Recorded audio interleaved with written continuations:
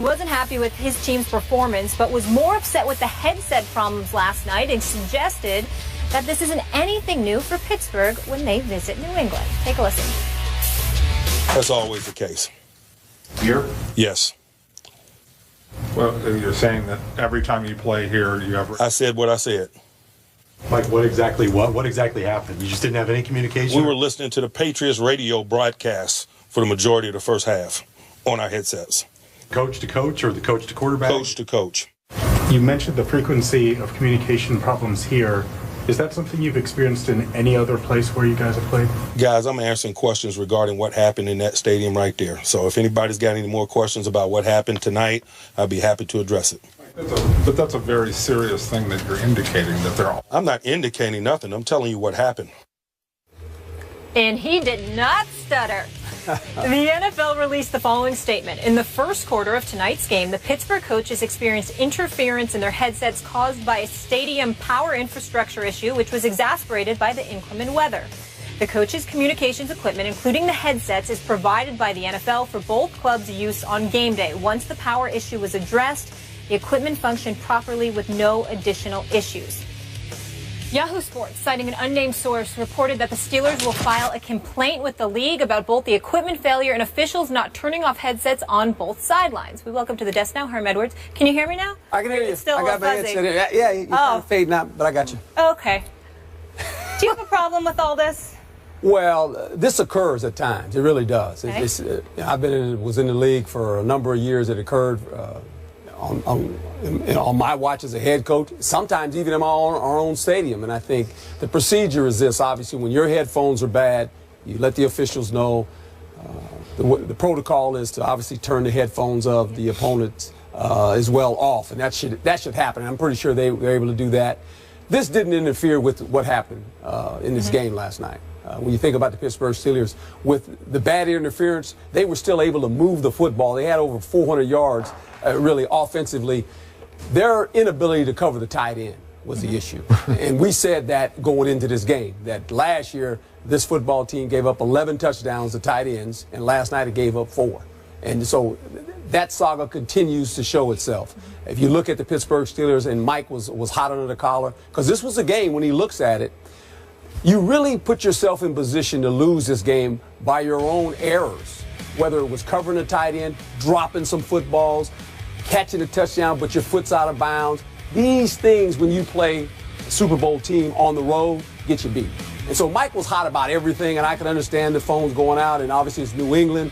All that has transpired this whole offseason is the first game of the season. Everybody's excited about football, and guess what? The head coach when the game's over said headphones didn't work.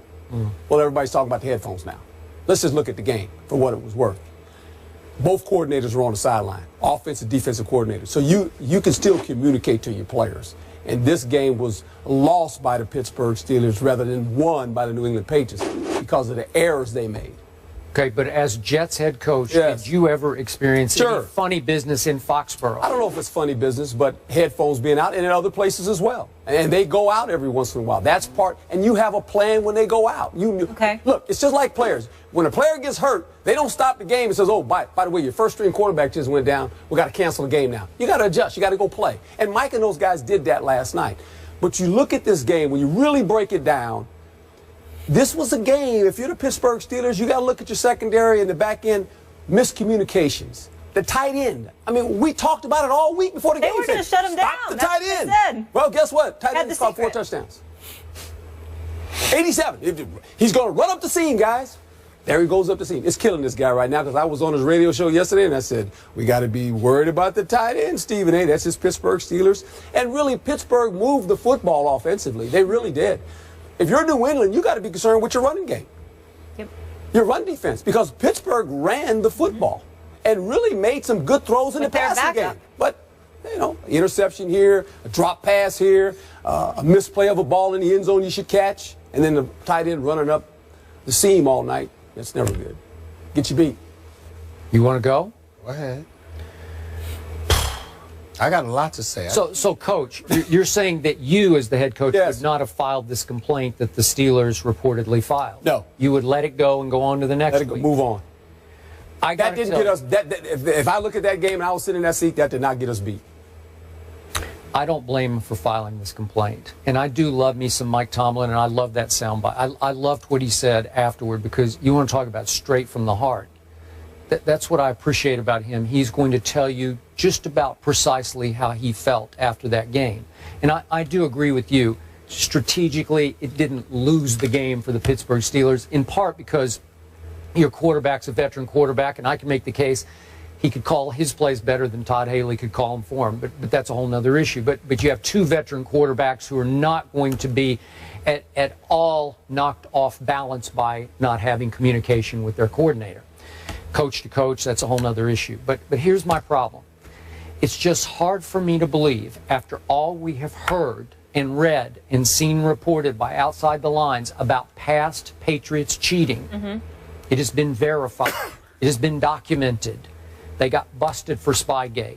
With all that as the backdrop to last night, it's just hard for me to believe that that was just some far-fetched coincidence, like a 1,000,000-to-1 accident that all of a sudden the headsets go out.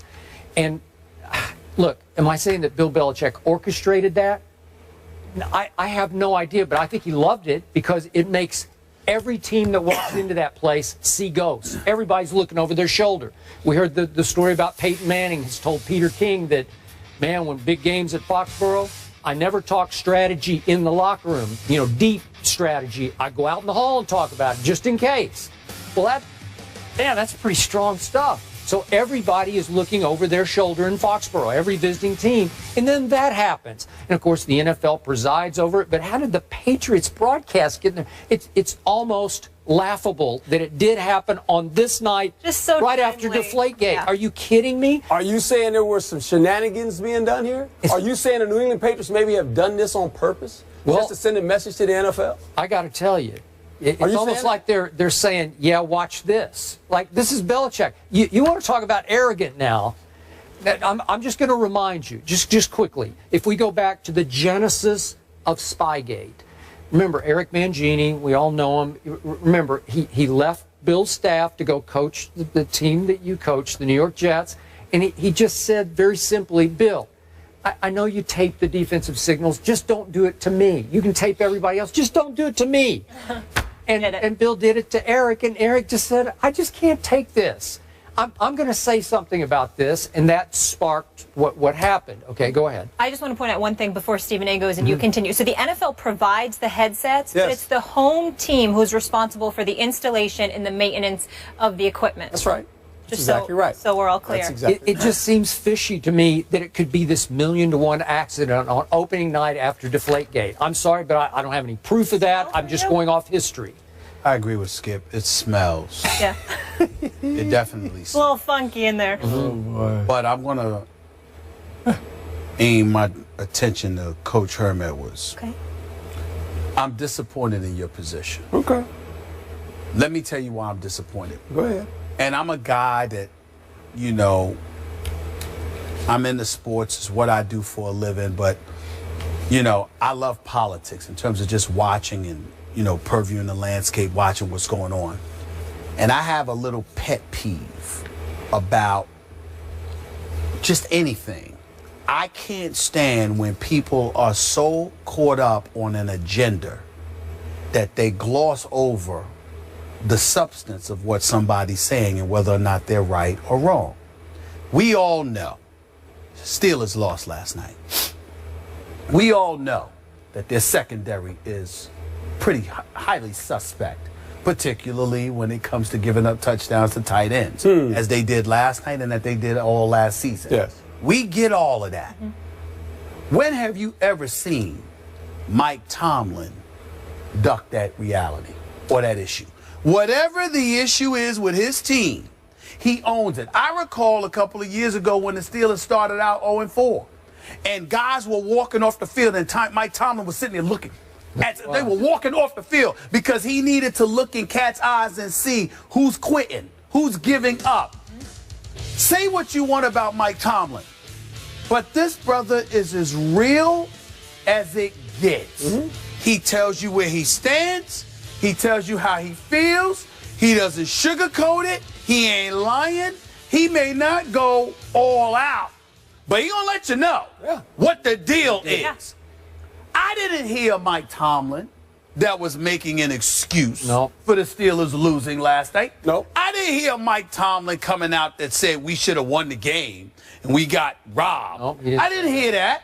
What I heard was a guy addressing a specific issue with this team that should not have happened. Not only did he go as far as to say that, why did he say it should not have happened, Coach? Because he basically said this ain't the first time. They asked him, was it the first time that that's happened here? He said, no. They tried to get him to talk about the bigger issue. He said, I ain't getting into all of that. I'm answering questions as to what happened tonight. They asked him if it happened before. He said, yeah.